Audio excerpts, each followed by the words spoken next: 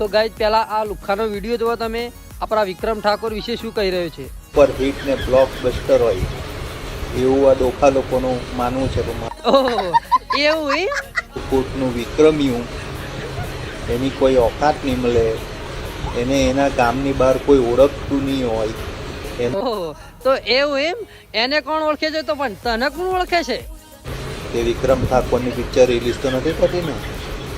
અરે ભાઈ મારી સામે આવ્યું હોય ને તો એક કાનમાં થપ્પડ મારું ને એને ઈટો હુવડાઈ દે. એ પિક્ચરમાં પેલી બનાવટી ફાઇટ કરી. તને વિક્રમ ઠાકોરના પિક્ચર ના ગમતા હોય ને તો જોવા જવાય જ નહીં.